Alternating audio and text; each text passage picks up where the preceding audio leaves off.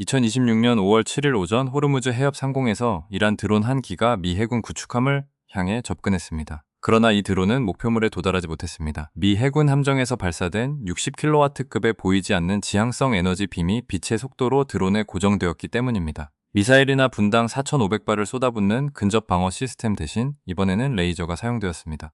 드론의 유도 센서는 이 빔을 흡수하는 즉시 타버렸고 비행 방향을 완전히 상실했습니다. 기체 구조가 붕괴된 드론은 무기로서의 기능을 잃은 채 잔해 상태로 오만 만에 추락했습니다. 미 해군이 이 드론을 격추하는 데 들인 비용은 방아쇠를 당기는 데 필요한 전기료 수준에 불과했습니다. 이번 사건은 단순한 미래 기술의 시연이 아니라 2026년 5월 7일 현재 호르무즈 해협 작전구역에서 실제로 벌어지고 있는 교전 상황입니다. 이란은 그동안 구축해온 해안 방어 체계를 통해 미국의 해군력이 호르무즈 해협을 통과하는 비용을 감당할 수 없게 만들겠다고 주장해왔습니다. 하지만 바로 어젯밤 미국의 F-35 전투기들이 이란 혁명수비대의 해상 차단 전략 핵심 거점인 반다르 아바스, 캐슘섬, 미나브, 반다르 카미르를 정밀 타격했습니다.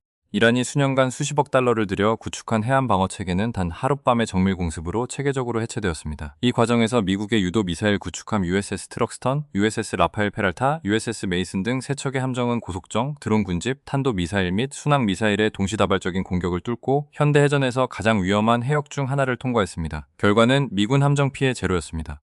이란 측이 발사한 모든 무기는 목표물에 닿기도 전에 요격되거나 무력화되었습니다. 이란 관영 매체는 이를 휴전 위반이라 주장하며 미군기 2대를 격격했다고 발표했으나 이는 확인되지 않은 주장입니다. 반면 미 중부사령부는 미군이 도발적인 공격을 차단하고 정밀한 자위적 반격을 가하며 해협 통과를 완료했다고 공식 발표했습니다. 이번 호르무즈 해협 교전의 핵심은 이란이 오랫동안 고수해온 지리적 봉쇄 교리가 현대 기술력 앞에서 무력화되었다는 점에 있습니다. 폭 21마일에 불과한 호르무즈 해협은 전 세계 석유 물동량의 20%가 통과하는 전략적 요충지입니다. 이란은 이곳의 좁은 지형을 이용해 수많은 미사일, 드론, 고속정, 기뢰를 북부 해안에 배치함으로써 미 해군의 통과 비용을 정치적으로 감당 불가능한 수준까지 끌어올리려 했습니다.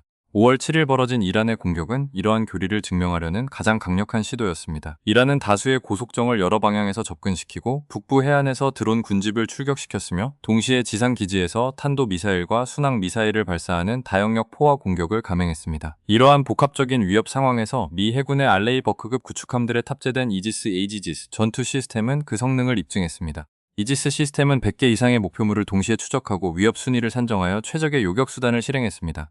탄도 및 순항 미사일은 SM-6와 SM-2 요격 미사일이 담당했으며 이를 통과한 단거리 위협은 펠렁스, 펄렁스 근접 방어 시스템이 차단했습니다. 특히 이란 혁명수비대 핵심 전력인 고속정 군집은 아파치 AH-64 헬리콥터의 정밀 타격에 노출되었습니다. 아파치의 헬파이어 미사일은 고속정의 사거리 밖에서 표적을 제거했으며 30mm 체인건은 장갑이 없는 섬유강화 플라스틱 재질의 고속정 선체를 순식간에 파괴했습니다. 무엇보다 주목해야 할 기술적 변화는 지향성 에너지 무기, 즉 레이저 시스템의 실전 운용입니다. 이란의 드론 군집 전략은 수만 달러에 불과한 저가형 드론을 대량으로 날려 수백만 달러짜리 요격 미사일을 소진시키는 비대칭 비용 원리에 기반합니다.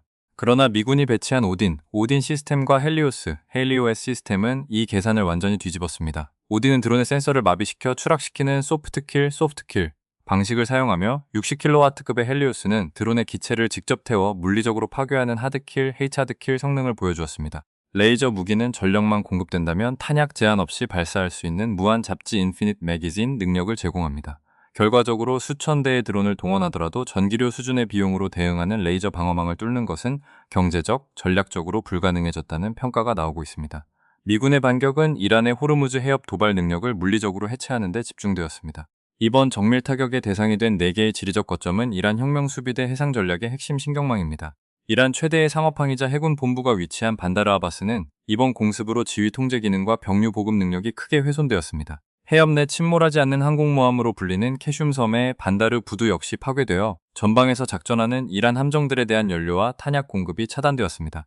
또한 소형 보트 군집의 출격과 작전을 조정하는 미나브의 파견 조정센터와 해협 동쪽의 통제점인 반다르 카미르가 무너지면서 이란의 해상 봉쇄 능력은 기둥이 뽑힌 건물처럼 붕괴되었습니다.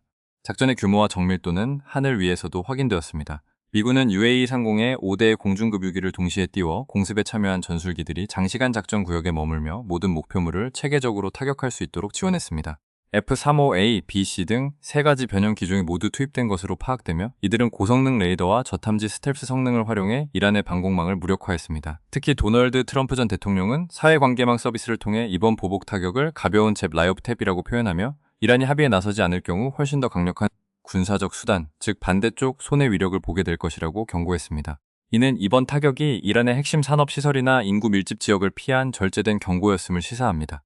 현재 호르무즈 해협의 긴장은 최고조에 달해 있으나 국제 유가는 오히려 하락세를 보이며 안정적인 반응을 나타내고 있습니다. 시장은 미 해군의 방어 능력을 확인했으며 UAE의 푸자이라 파이프라인과 사우디의 페트로라인 등 우회 경로가 정상 작동하면서 이란의 에너지 무기화 전략이 예상보다 파급력이 낮다고 판단한 것으로 보입니다. 이란 내부의 강경파들이 추가적인 에스컬레이션을 택할지 아니면 기술적 열세를 인정하고 외교적 테이블로 복귀할지가 향후 72시간 내 결정될 전망입니다. 21세기 해전의 패러다임을 바꾼 이번 교전 결과는 중동 지역의 군사적 균형에 중대한 분기점이 될 것입니다. 최신 국제 정세와 군사 기술의 심층 분석을 원하시면 구독을 통해 더 자세한 소식을 받아보시기 바랍니다.